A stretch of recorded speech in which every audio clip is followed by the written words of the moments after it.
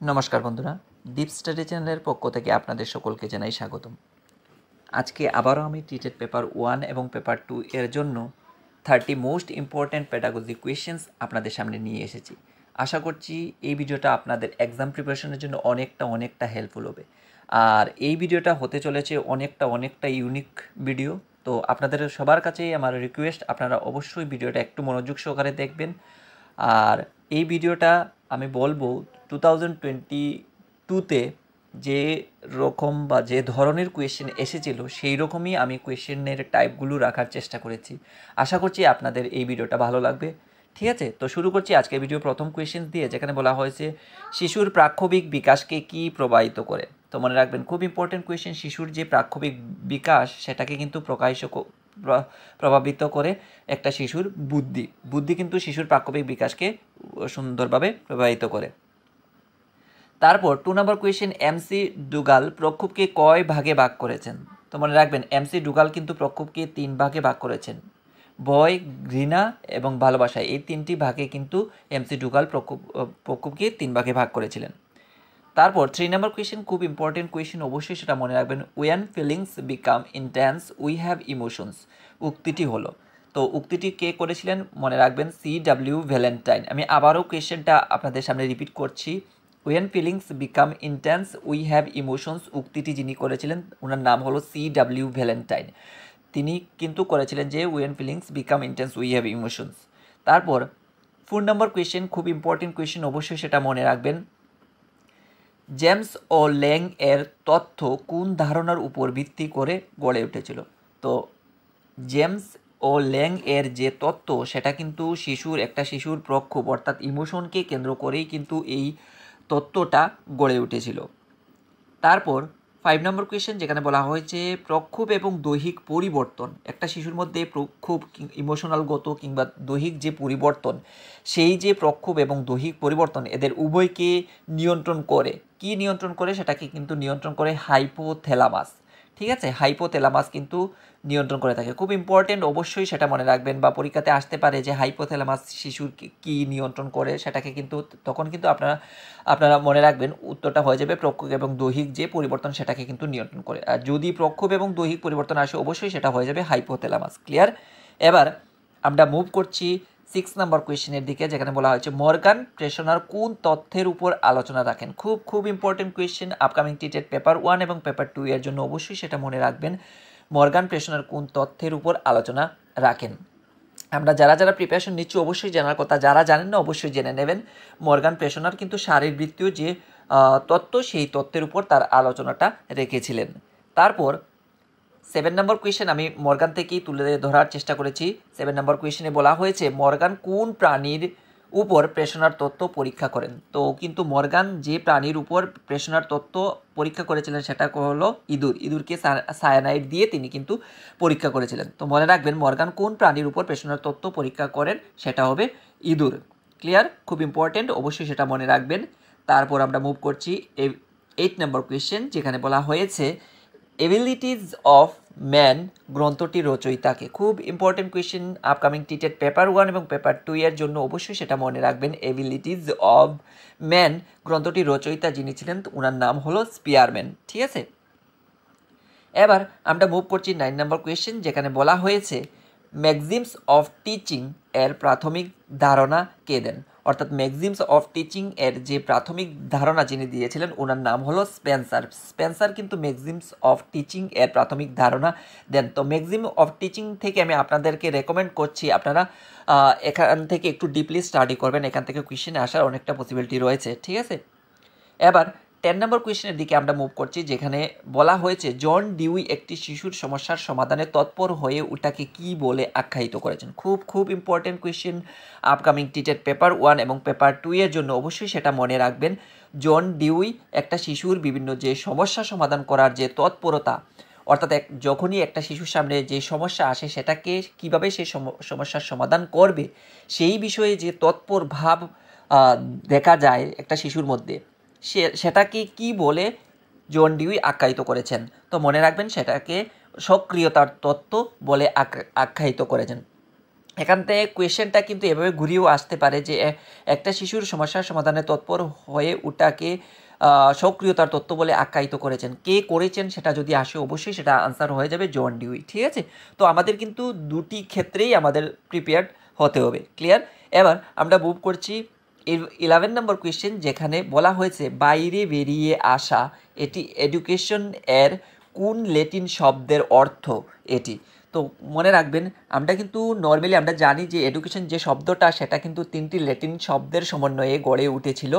তো সেই যে শব্দ এখানে কিন্তু কোয়েশ্চেন যদি খুব ট্রিকি লেভেলের করে, কারণ আমরা জানি যে 2022-এ যে টেট এক্সাম হয়েছিল সেখানে কিন্তু অনেকটা ট্রিকি কোয়েশ্চেন এসেছিল।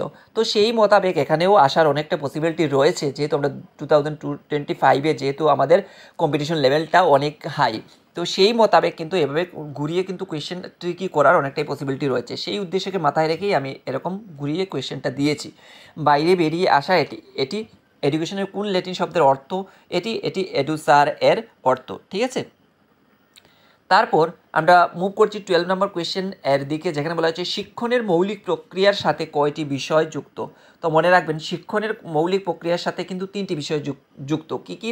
শিক্ষণের গঠন, শিক্ষণের পদ্ধতি এবং শিক্ষণের পর্যায়। এই 3টি বিষয় কিন্তু শিক্ষণের মৌলিক প্রক্রিয়ার সাথে যুক্ত। ঠিক আছে, এবার আমরা মুভ করছি 13 নম্বর কোয়েশ্চেন, যেখানে বলা হয়েছে মনোযোগ হলো। তো মনোযোগ কি? মনোযোগ হলো একটি নির্বাচনধর্মী প্রক্রিয়া। কি প্রক্রিয়া? নির্বাচন, অর্থাৎ একটা সিলেক্টিভ প্রসেস হলো মনোযোগ। তো মনোযোগ হলো একটি নির্বাচনধর্মী প্রক্রিয়া। এবার আমরা মুভ করছি 14 নম্বর কোয়েশ্চেন। এটাও খুব ইম্পর্টেন্ট কোয়েশ্চেন আপকামিং টিটেড পেপার 1 এবং পেপার 2 এর জন্য। ইভ্যালুয়েশন অ্যাপ্রোচ এর প্রবক্তাকে। তো ইভ্যালুয়েশন অ্যাপ্রোচ এর প্রবক্তা হলেন B.S. ব্লুম। B.S. ব্লুম কিন্তু ইভ্যালুয়েশন এর অ্যাপ্রোচ যে এটার কিন্তু প্রবক্তা।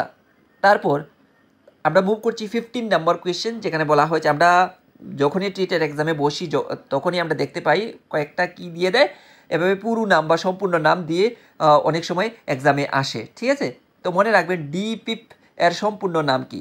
তো ডিপিপ এর সম্পূর্ণ নাম হলো district primary education programme.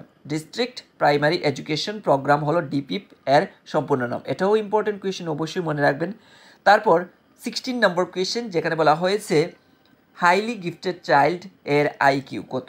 Highly gifted চাইল্ডের IQ হলো 145 থেকে 149। ঠিক আছে, আমি আবারও রিপিট করছি, 145 থেকে 149 হলো হাইলি গিফটেড যে সমস্ত বাচ্চারা রয়েছে তাদের আইকিউ লেভেল।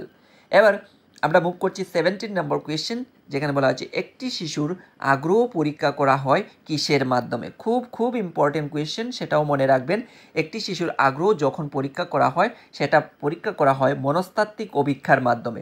মনস্তাত্ত্বিক লেভেলটাকে বিচার বিবেচনার মাধ্যমেই কিন্তু একটা শিশুর আগ্রহটা অর্থাৎ ইন্টারেস্টটা পরীক্ষা করা হয়।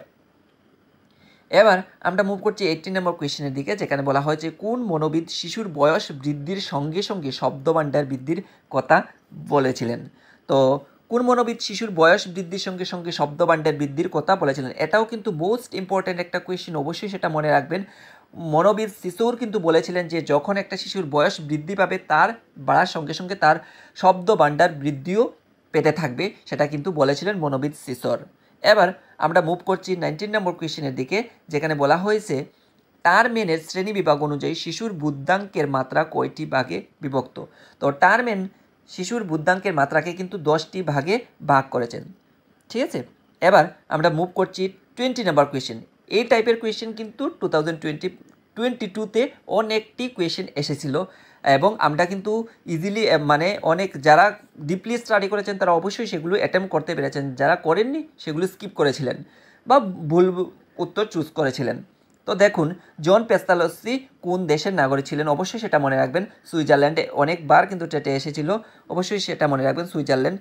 আমাদের টেটে নাও আসতে পারে, কিন্তু WB টেট বা সি টেট এই সমস্ত টেটের ক্ষেত্রেও এই কোয়েশ্চেনটা এসেছিল, তো সেটা মনে রাখবেন বা আসার অনেকটাই পসিবিলিটি রয়েছে টেটের ক্ষেত্রে।